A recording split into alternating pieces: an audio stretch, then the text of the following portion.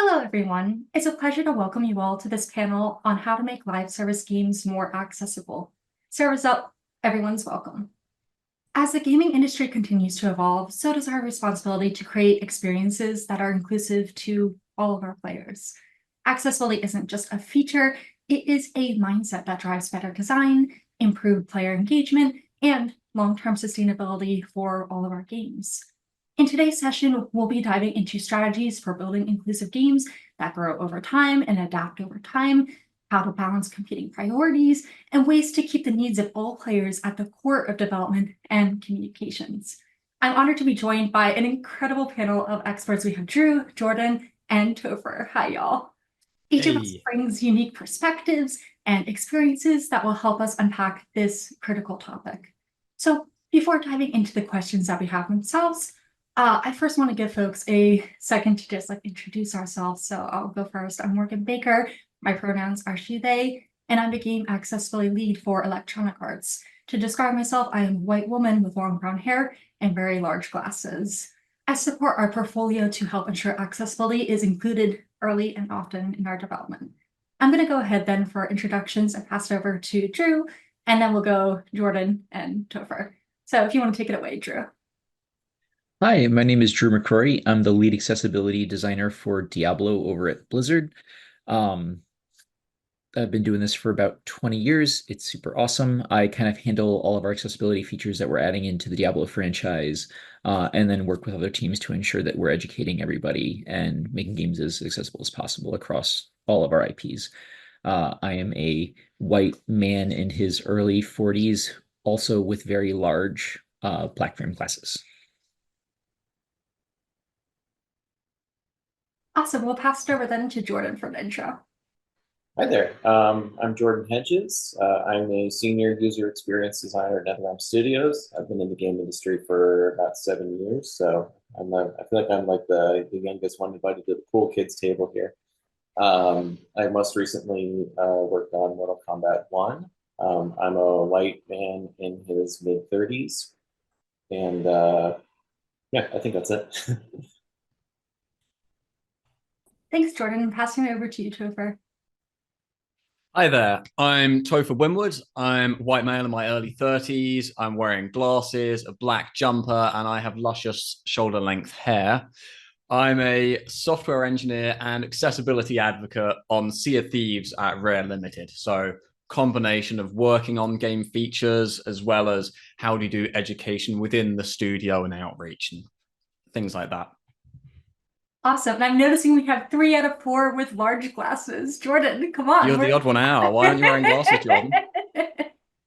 I'm teasing. Get the memo. My daughter might have left her heart sunglasses around here somewhere. That'd be cool. Cool. So we're going to dive in then. We have a couple topics today. We'll be talking about prioritization, standards, community feedback, and communications is the main core. And so for our first question I have for us today is, when it comes to live service games or games that grow over time, how do you prioritize accessibility? Who wants to jump in with their first thoughts? I'll go ahead. Hey, go ahead, man. Yeah, sure. So prioritization of any game feature, of anything in game development is hard, right? There's so many different things you've got to balance. There's so many areas like, is this going to make the game more fun? Is this going to take a lot of time to build? Is it expensive? How many teams are going to be involved? Yeah, and it's one thing when it's a regular game feature, like, is this going to be fun? But then when you add the layer on of accessibility, it adds a different lens of how you think about the prioritization, right? Yes, this is actually going to help some people way more than other game features might, but then you have to balance that against the idea of how many players are actually going to use this. Is this a good return on investment? And that's always a difficult question to answer there. So I guess that's where I'd start with that question. Doesn't answer how you prioritize, just what things you have to think about, right? Yeah. I'll go ahead, Drew. Thinking about the ROI thing is always an interesting thing, especially if you don't have a lot of, legacy data to pull from to see how many users are using the features. So when we launched, we said, cool, here's the 50 or 60 features that we're going to launch with. And then after that, we went to the community and we're like, we're going to be as open as possible. We're still working on these features. Please talk to us about what's not working, what we can do to improve. And I have an Excel doc that just like we have an email and people just flood emails into us accessibility@blizzard.com, and it just comes straight to me and I categorize everything. And then when we see specific types of issues or features are getting brought up a lot, we just start to prioritize those up higher on the list and be like, okay, well, this is actually something that's going to move the needle a lot more because we have a larger vocal community that wants these sorts of things. And it's actually done a really good job of helping us prioritize, what we think will be the most impactful to our players.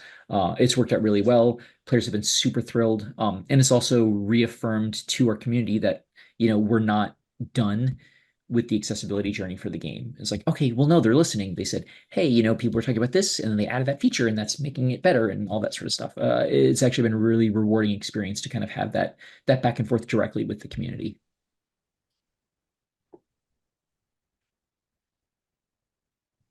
Yeah, I think like one thing that always helps when prioritizing features is like when can making the feature accessible be like just part of its core design. Like for example, like if you have a UI style guide, making sure that like your minimum font size is already like roughly in an accessible range, and like that can help save a lot of time just by eliminating a bunch of low hanging fruit all at once, so that your base groundwork that you're working from is like from the start reasonably accessible, and then like that can help potentially leave room for like more specific accessibility related features down the line.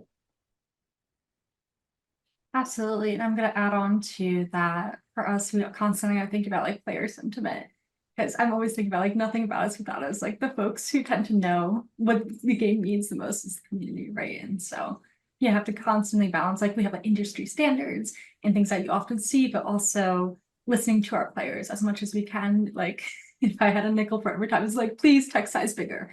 And it's like, okay, clearly text size need to be bigger. We hear that from everyone, regardless of ability, background, culture, everything. And so that's something we're constantly taking into consideration. But Jordan, I think that you bring up a really good point too about prioritization, because oftentimes when we think about like ROI, we think about like tracking settings, but it's kind of hard too because accessibility can manifest by design as well. It's like, how do you prove that out when you're doing your prioritization? Do y'all have anything to like add in terms of like how you can kind of like weave accessibility into the design and the processes, specifically when we're thinking about like live service games and ones that grow over time? So when we look at new features, we're always looking X number of seasons ahead of what we're currently working on.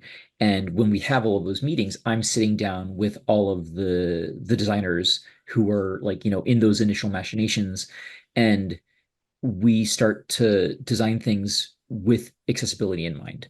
The intent is that we're not shoehorning accessibility features on after the fact, right? Like it is way easier and way more cost effective if we just make features initially that are going to be more accessible at the beginning. And the fact that I kind of have that inroad to ensure that new features that we're building are already kind of working from an accessibility standpoint has saved us a lot of money and also made our game more accessible. But it's actually kind of permeated beyond the design group. So when artists are working on features, they'll ping me and be like, hey, do you think this actually reads well enough for your players? And I'm like, great, let's sit down and have a conversation about it. When we're talking about accessibility and how you start designing it, I think a lot of it comes to that education to your team, right? You need advocates that are going to be pushing, but you need the whole team to start thinking about, hey, we want to make sure that what we're doing is going to be as available to as broad of an audience as possible. And then when you start educating them to start thinking about it from that way, they start asking those questions themselves. And then if they don't know the answers, they'll come and talk to the people that do. And it's worked out really, really well for us. So I think I'd like to add on to that. So I agree with that. And then an interesting thing on this is we're not just talking about games, we're talking about live service games as well here. And there's an interesting double-edged sword. Like when you make a ship and release game, typically if your feature or your accessible design doesn't get in, that's it. It's out. And maybe you put in updates and DLC later, but there's no guarantee of that. Whereas when you're working on a live service game, you can always, and obviously I'm going to prepend this with, it's best to do it as early as possible. But if you haven't done it yet with a live service game, you can add it later. And that, again, brings in difficulty with prioritization because, because if you haven't shipped it yet, that means it doesn't mean it's completely gone. You can bring it in later. But also if it can be brought in later, something else might get higher priority and, oh, we can just do it a little bit later than that. So yeah, it's a double-edged sword again, but it's, and I'm talking from a game that Sea of Thieves, when we launched, it's not that it was an inaccessible title per se, but we've been able to add so much in afterwards. But a lot of that would have been much easier if we'd put it in before we'd even shipped in the first place. So yeah, that's the joy and also the difficulty of it being live service specifically, right? Oh yeah, for Yeah. sure. Especially like retroactive accessibility. I know we've said this and everyone says this, live servers or otherwise, it's extremely expensive and time consuming. But I really like the point that you brought up that with live service games, it's like definitely a double-edged sword because you're like, we can do it anytime. Therefore, when do we do it? And it's obviously we are biased as this group because we're like, we do it now. But you have to convince your stakeholders, like, we should probably be doing this early. Like, yeah, we can end menu narration anytime. And it's like, yes, but let me explain, this is costly. And we want to get that tech prepared now. So it's like very, very tricky. Jordan, do you want to like, yeah. Yeah, exactly. Like on my end, like I haven't worked on a live service before. So like from the perspective of like a shipped game that gets updates, it's like crucial to make sure that your like core groundwork for most of the major features that accessibility features that you want to get in, like it's really good to launch with those. Like it's better to launch with like say like screen reader covers like 80% of the game, that like you can fill in that it's a lot easier to fill in that remaining 20% over updates because you've got that groundwork laid, as opposed to like trying to add a brand new feature post launch. So like that, that's something I try to like. Of course, I'm extremely new at this, but that's the focus that I tried to aim for, is that like at least like our foundation for each of these major features is in. Yeah. So another pro of it being that you can do more is that you can work on ambitious things and not have to worry if it's going to miss the next release, because you will get it out in a later one. You can do those big things that otherwise, if they would have missed the initial launch date, might have got cut anyway. So that's actually an amazing point. So we did that on Diablo recently, where for season 5, our intent was to launch a suite of accessibility features aimed towards low vision and blind players. And we realized that the features just weren't cooked enough. So instead, we launched them in a beta state on the PTR for season 5 and reached out to the audience. We're like, hey, play these features, let us know what's working, let us know where the rough edges are, and then we're going to take everything back and then rehash things for its subsequent final release. And the community absolutely loved it. They were so happy that they were involved in the process. They could kind of see how things were working. And we got invaluable feedback from players way earlier than we would have otherwise in a very controlled environment. So then we took all of that feedback and then had that extra runway to ship it with the expansion as opposed to season 5. And what we ended up with was a much better overall product. But again, since we had that ability to go, all right, cool, well, it's not done now when we needed it to be done. Well, it's cool, we can move it to the next thing. But then, how can we utilize that time the most efficient way possible? And it was great. Like, the fact that we're live service let us, kind of have that slightly moving bar to make sure that what we were giving the people was exactly what they needed. I love this point a lot, and I want to add on too, because you think about like the portfolio that I support where we have live servers, games that get DLC. I see it all. And that's like the one really nice thing with live service games is that you get active community feedback all the time. Because it's very difficult when you have like set up like it's like hard like secret single player project. So you have to like, set up play testing, bring people in, and you have a limited pool for what you can do due to like NDAs and just playtest limitations. Whereas like if it's a live service game, it's the whole community can take a look at it. And I actually think that's a fantastic point. And I want to take this then and segue in. We have one of our topics then is about community feedback. I also am interested to hear y'all's thoughts in terms of like live service games and the flow of community feedback and maybe the overflow too, because sometimes we get a lot. And so the driving question I have for us then is nothing about us without us is the key mantra of the disability community. We all truly embrace it here. What are some ways you make sure to listen to the community, which we're touching on right now, but then also make sure you turn that into action for your game?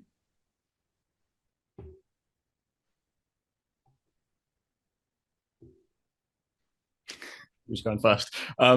So I'm gonna I'm gonna go for the one that I think is my favorite. It's like there are a lot of ways to listen to community feedback in many channels, but I think the one that gets so much is so effective in so many ways is proper user research with paid disability consultants, right? Paying an expert for their time to really like talk you through what they're thinking, their lived experience, and see what you're working on and be very open and candid. I think that's fantastic for you as a designer of the game. I think that's fantastic for the disability community. I think that like every time I have been part of a user research session, not only have I learned unbelievable amounts, but I've seen everyone else on my teams who are taking part in that just level up in so many ways and go, wait a minute, I knew that I need to account for X, Y, Z, but I didn't know it. And then you're faced with someone who can tell you that firsthand and really build that empathic connection. It's so powerful that it makes a huge difference. So totally agree. Like that is like post-launch community feedback is like something I'm still kind of learning about. This is all very fresh for me, but pre-launch, like having consultants come to the studio also was huge. We had Brendan Cole and Carlos Vasquez come to the studio, and like just the week we spent with them was like probably like the best of my career, and overall just like really, really valuable. Just having them sit down and like help us kind of reprioritize in certain ways, but also like affirm that we were on the right track in other ways. That was like that is huge help. Absolutely. And adding on to that, it makes me think of, we often talk about like inclusive design as like we have to have sympathy, right? But it's like, no, we want to move that to empathy, but even more, we want to move that to compassion. So the want to do action. And I think that it's really helpful when you bring in player experts who can consult and talk about the design directly. Like we've done that before where we brought people in and our teams literally went, and I will quote, "Oh, that's it." Because to them, like accessibility seems like this big intimidating thing. And then when you talk to a couple folks, you're like, oh, I can do that. Like I can do that right now. And so it's like fun to see that aha moment. And it definitely embraces the idea of nothing about us without us and like co-designing with the community, not just for it. Yeah. And we're all advocates, right? And, some of us may have, specific, things that lean us into the accessibility community more. But the reality is none of us have the first-hand experience of everyone that we're building for. So bringing in the first person experience of players in a wide spectrum of specific needs enables us to actually be able to empathize and turn that into actual actionable features a lot easier, right? Like, I have one of my QA members has MS, and he's an invaluable resource. I can try to understand what his needs would be, but having him play our game and she'd be like, hey, here's a laundry list of things that you need to do. And I'm like, fantastic. Because I don't have MS. I don't like I can understand the mechanics and I can work through those things, but he lives with it every single day. He knows exactly what his feature set is to engage with the content. So he can tell me, what we need to do to to make this game as accessible as possible for his specific needs. So again, just bringing in more and more people, having them experience the game from their perspective, and then conveying that to us. There's nothing more valuable in the game, or to do this sort of work than that. It's really not. Oh, for sure. Oh, go ahead, sorry, Morgan. Oh, I'm sorry. Yeah, like another really great resource is like I'm seeing more like accessibility review sites pop up, like caniplaythat.com, like these sites that are categorizing accessibility features for games like as that online resource, like trying to like seeing like that perspective after the fact can help like kind of prioritize things as well, because you can see like what people who know what they're talking about called out. Yeah, completely agree. We actually joke sometimes, we're like, folks from Can I Play That, Game Accessibility Nexus, etc. We're like, you guys are basically just unofficial members of our own accessibility team at this point, because the insights are just so invaluable. Like, it's so helpful for us. Yeah. And so I wanted to say big shout outs to folks from the community who write and talk about accessibility, especially too. It helps us developers learn how we can improve, but it also informs the community so they can make informed purchasing decisions too. So, and as a deaf disabled person myself, I'm like, thank you on both ends for that. I really appreciate y'all's work. Seriously, trust me, we read everything. We go and we find do. this. We really do. I swear we do. Yeah. It is so it's so helpful for painful us. too, because you want to like comment on everything and be like, tell me more, and you're like, don't. Well, and that's a good point, because we talked a little bit about the nothing about us without us, and y'all might have heard me say hashtag nothing about us without compensating us too, because like the big thing is like I admire people when they're like going through. I see y'all when you're like, oh, I can help you, don't worry about like payment. I'm like, no, we want to pay you for your expertise. Yeah. And so that kind of segues into another part of the community feedback, because we're talking about bringing people in, testing, consultants, and so on. But there's kind of another half of community feedback, which is like reviews, social media, and stuff like that. And so when you are reading through everything and you're listening to this community feedback, how do you turn that into action when you see things like on social media versus bringing people in directly? Do you see similarities, differences? I don't know about y'all, but for EA, we have a lot that flows in. And so you have to kind of like sift through. It's like, all right, so what's the barriers at play? What are the accessibility pain points? How can we prioritize? So anyone want to add to that in terms of like community feedback from like social media, review sites, and so on? It can help. Like one thing I've started to notice is like just any random person in the studio, like if they see something on social media, they send it to me. So like kind of trying to like build out that culture in studio where like people are thinking about it and they see this stuff, and like trying to have like a point person, maybe like on the community management team or something like that, can really help, because that helps you kind of gather all the data together. And it can all just like looking for trends, it can help like track sentiment. So yeah, like it's absolutely valuable. I think it's definitely worth thinking as well from what level you're receiving feedback at. Like if I'm receiving feedback just for Sea of Thieves, I know who I can go tell and talk to about that and get that raised and actioned internally. Morgan, if you're talking about getting feedback for EA, that's such a wide area, right? It's going to be much harder to be able to filter down and go, oh, this needs to go here and there. So yeah, it's definitely being able to have targeted, I guess both targeted and catch-all accessibility feedback points can make a big difference. So visible points of contact on social media, as well as just a clear like accessibility email address or support request on the websites, so it can get filtered into the right place sooner. It's definitely a way to make it easier to get actions. And we take all of the stuff, like, so we scrub websites that are doing reviews. We look at Twitter. Can't call it X, it feels wrong. Either. And is Twitter. And in all of these social media platforms, right? And we look to see what's trending, what are people talking about, and you pull out the stuff that's vitriol and hate because it's the internet, but there's a lot of really good stuff there. And the great thing, we were talking about ROI earlier, when we can see, certain topics trending really high, we know that that's actually something that's going to be more impactful and potentially drive more, more money on the back end. Because I would love to say that every company is going to invest in accessibility because it's the right thing to do. We know that that is not the case. And companies often want to see the dollars make sense.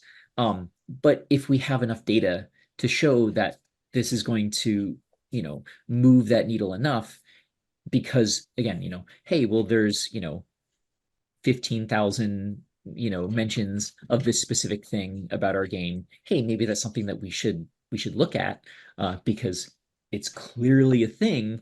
That makes it a much easier sell for us, when we're looking to make changes that may be more, quantitatively difficult or more scopy. So again, it's a really helpful tool for us to make the case to add more features. Oh, absolutely. I know for us, I'm like some insider, not really though, but like we work very closely with like community management, and shout outs to literally community teams. Y'all are MVPs, like you deserve it all. Absolutely. Like fantastic. But for us, we do like for like each game and each thing, we'll like have like separate Slack channels where anyone can just like drop things in. We're just constantly collecting, sifting through different types of sentiment and stuff like that to see. And at least for us too, because we have several different live service games. So looking at the similarities to see if there's any connections that we can make there. And then, well, I'm spoiled because like a lot of our live service games are on similar engines and stuff like that. So it's like, I wonder if we can do a tech for one and move it over for another. And so that's always kind of like a fun thing. And especially too, as y'all were mentioning earlier, because it's live service, we have the advantage of you can add it at any point. And so, we can borrow and go back and forth. I do want to add to, because we're talking about community feedback, and sometimes like it can be like overwhelming or you get like a lot. And one thing I've noticed is sometimes people focus too much on the disability aspect and not necessarily on the accessibility barrier. Bear with me for a second. So the idea being like, these players are blind, they can't play our game. What do we do? Versus like, oftentimes I'm chatting with folks, it's like, focus on the player experience. So like, for example, it's not helpful to say, I have ADHD, I can't play your game. It's more helpful to say, I have ADHD. Sure, cool, that's helpful. But then being like, and I'm having difficulty with concentration and focus during the objectives. And it's like, hold that thought, tell me more. Like, I don't know about y'all, but like I'm always digging into like, what's the exact pain point? And sometimes players do get frustrated with how they're conveying. And like, that's, first of all, valid, get it. But I feel like as developers and designers, like our key goal is like, all right, what is the exact barrier we're talking about right now? And then connecting it to potential solutions. So shout outs to everyone. Please keep tweeting, Xing, what did they say?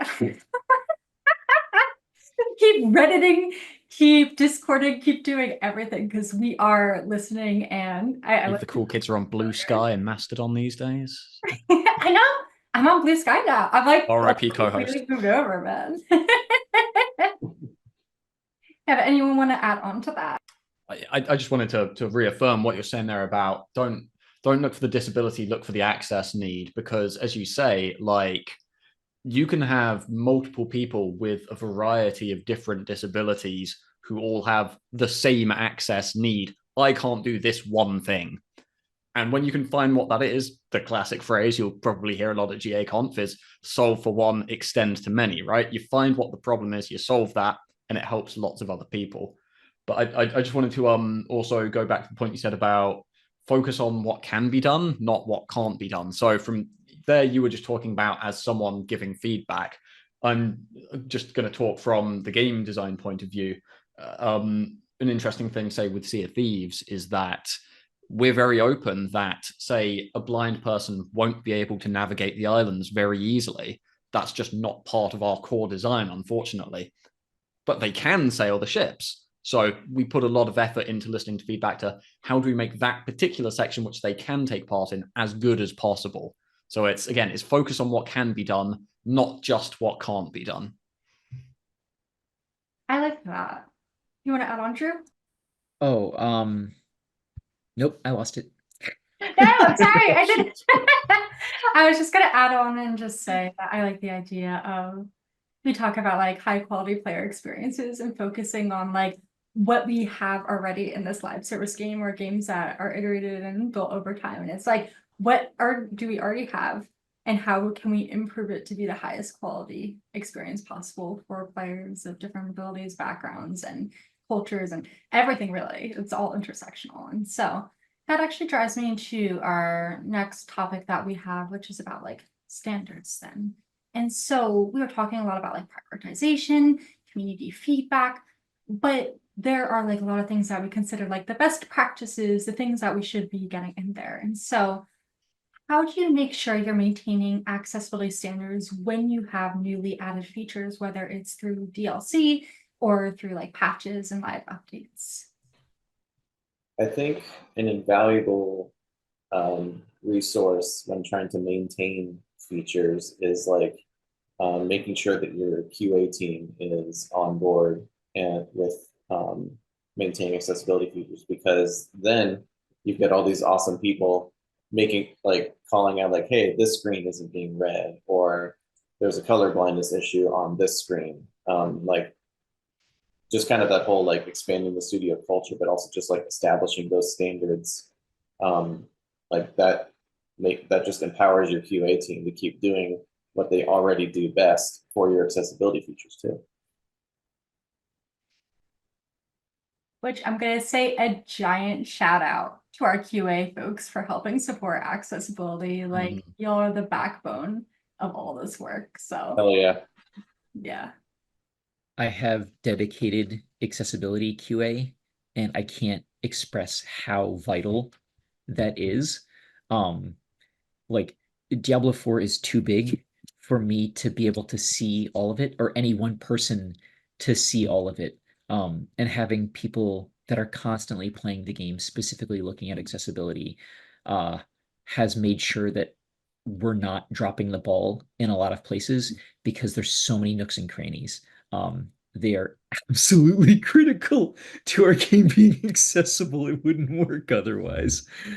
But we also myself and our QA, read through updates to CVAA regulations and all those sorts of things to ensure that we know what the current rules are, and we actually hold ourselves to a higher standard than what all the legal requirements are. Because the CVAA guidelines are great to make sure that everyone is meeting that min bar, but I don't think the min bar actually meets the emotional purpose of the laws, right?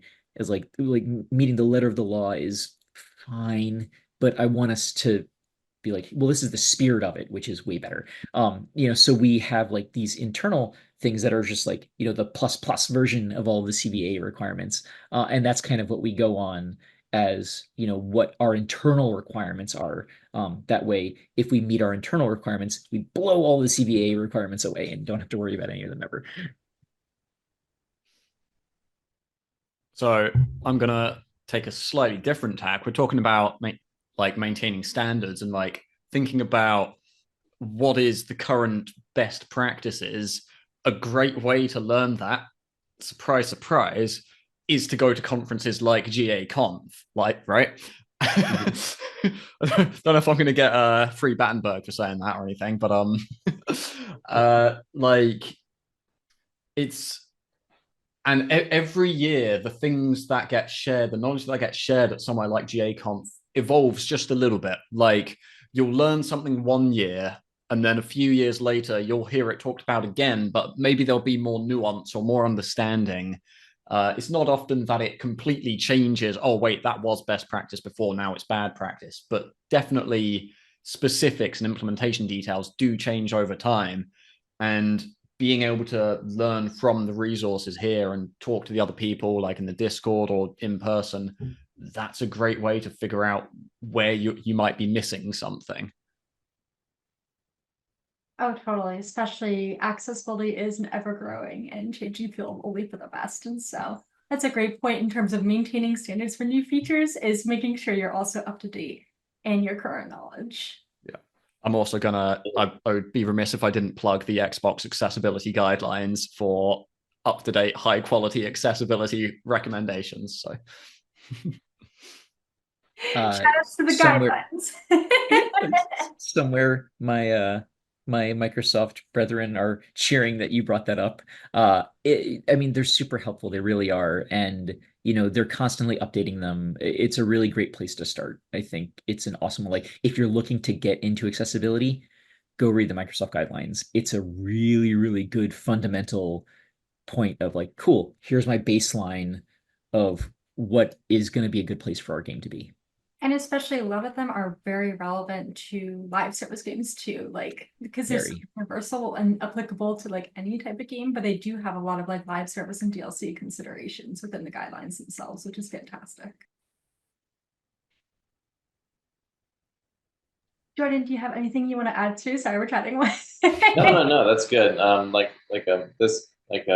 Like again, it's all very new for me, but yeah, like I found like sites like GameAccessibilityGuidelines.com super valuable. Shout them out too. Yeah, like just being able to like just look at all the best practices, like get them into a spreadsheet and be like, all right, does this apply period to the game? Like like if it's something to do with a feature that definitely isn't going to be in your game, you can start filtering everything out, and then from there you get your like, okay, here's like my list of ones we can actually do that will make a big impact. So yeah, absolutely.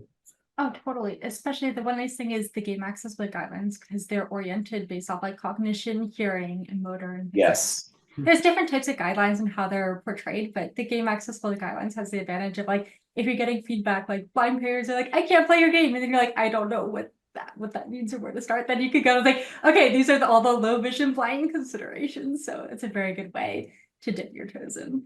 But then the Xbox, they're both good. I like them both. I'm like, I love all my guidelines. I'm like, come here, my guideline children. Cool. So then I do have another question for y'all, and it's related to earlier we were talking about community feedback, and we were talking about, listening to our community.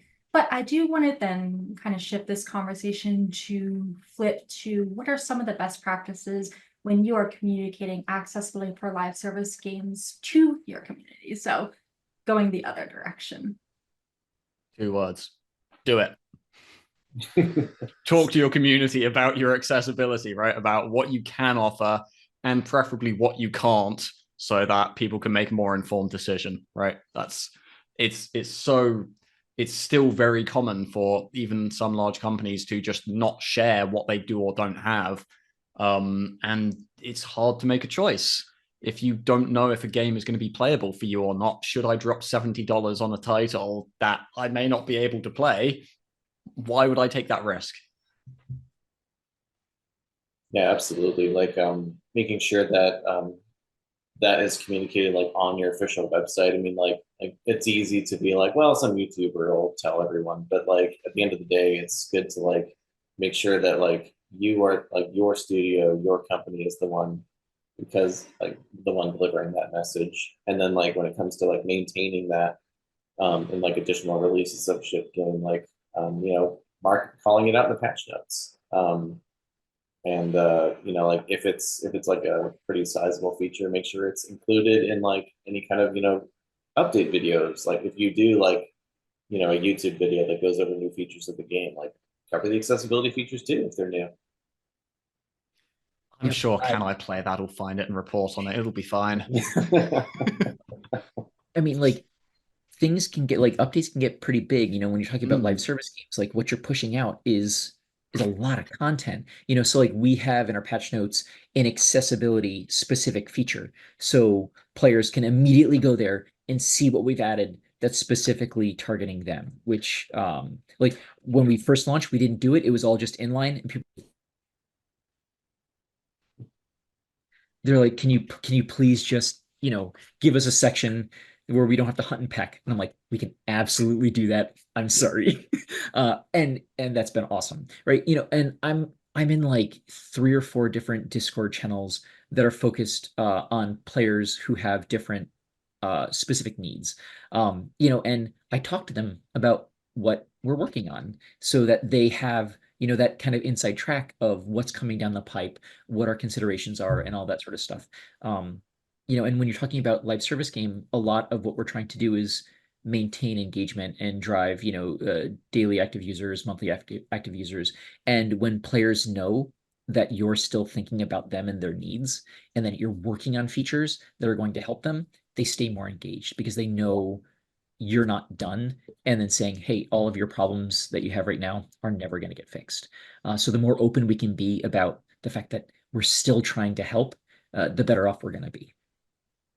Absolutely. I completely agree that transparency is key, showing that commitment. I like the note about like patch notes and making it easier to find the access, because sometimes y'all see it's like, oh, the patch notes are long, and it's like, wait, which are the things that I should be reading? And it's like over here, over here. So I definitely agree. And I know for us, we have the EA Accessibility Portal, which is really cool if y'all have seen it, because like it goes through and shows like pictures and stuff like that. And actually, I want to praise Mortal Kombat, because I remember one thing that was interesting was when you see like, oh, audio descriptions, whatever, like a lot of times it's like hard, like what does that mean? Like some players, that's like a very new concept, whereas like y'all have like a demo, like this is what it sounds like, and it's like, got it, very clear, I understand. So like being able to like showcase the accessibility features in a way that people can like understand, and so they can make an even more informed purchasing decision. It's easier to say UI bigger, audio description here, but it's like, no, here's a video, here's a picture, here's a demo. And so I'm like, I'm just doing that call because I just love those videos. By the way, Jordan, we share them around because when It's people so ask me, cool. I'm like, let me show you my favorite. We did not think, like I did not think we were going to ship with the audio descriptions, and I'm so glad we did, because they're so great. It's like my favorite. I love them. Cool. Well, we do have to wrap it up. We have a couple minutes left if y'all have any closing thoughts on communications. Otherwise, we can go over to our last question. Anyone have anything else they'd like to add? I have a very specific gripe with communications. People like very specific niche gripes, right? I'm sure there are many other more useful pieces of feedback you can receive when writing communications. But something that bothers me is when I see, and this isn't necessarily games, this can be for any thing that is that's been updated to be accessible, and then they say something like, "We have made this blind accessible." No, you haven't. You may have considered blind users and tried to make it more accessible for them. You have not made it blind accessible or whatever, because there's always something else. There's always so many ways that, the wonderful diversity of humanity means that we cannot solve everyone's problems, sadly. We can do the best to make it as good for everyone as we can. But don't claim that you've solved everything, because you will be wrong. Oh, Yeah, like you got to be specific. Say like, we updated screen reader. We, like make it a feature update, not a yeah. What's the access need there again? Not what the disability is. Yeah. Oh, absolutely. Especially it's like, where's our humility? Like seeing like most accessible blank game, and it's like sometimes I'll just like ask the question, to whom? It's like, and to whom is it the most accessible? Because there's just always room for improvement. And so I think that's why we often hear like accessibility is a continuous journey. And the nice thing is with live service games, we can continue iterating as we build our games and they grow over time. But of course, we have to deal with priorities and just the funness of game dev too. But I think that's great. Thank you for calling that out, Topher. That's a really good call out. So As we are near the end, then I want to wrap up with one quick final question for all of y'all. If folks are going to take anything from this talk, the too long don't read, the most important thing, what's one piece of accessibility advice you would give to others who are working on live service games or games that grow over time? Get as many people in your studio excited about accessibility as you can. Because like, I think from that, it just kind of spreads and folks are just like thinking about that fundamentally as part of their work. Like I was saying, like, QA is making bugs. Like even like gameplay engineers are making sure that like they tick all the boxes. Like it's when you have people just thinking about it as part of their daily work, like it just overall is an improvement.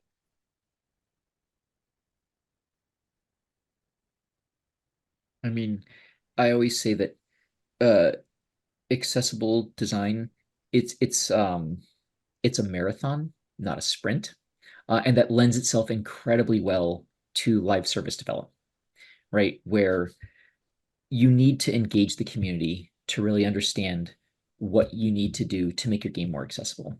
And thankfully, with a live service game, you have that opportunity. It's kind of baked into the process, which is perfect, which means that you're never really done and you're always trying to make it better. So listen to your community, be humble with what you've done, and understand that you can always do more. Yeah, I guess my takeaway would be very similar. It's build compassion in yourself and others, and humility, and just understand that it's an iteration. You will get it wrong. That's fine. Go in there ready to learn how you improve, and then go make those improvements, right? So Absolutely. And I think for myself, I'm always thinking any improvement that you make, whether it's the next patch, the next DLC, is opening more doors for more people. So keep going. I like it's not a sprint, it's a marathon. Keep pushing yourselves to do better for every patch, every DLC.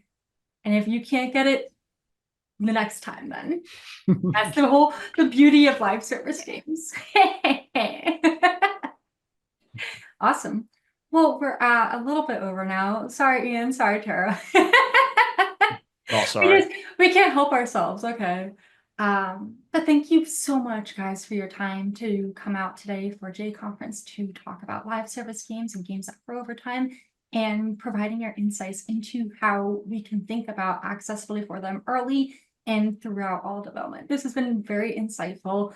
And I also too want to do a shout out to GAconference. Thank you so much for having us and giving us this opportunity to chat about this incredibly critical topic for game development. So thank you so much, y'all, for your time. And I hope everyone has a wonderful rest of their GAconference. Take care, y'all. Bye. Thank you. Bye.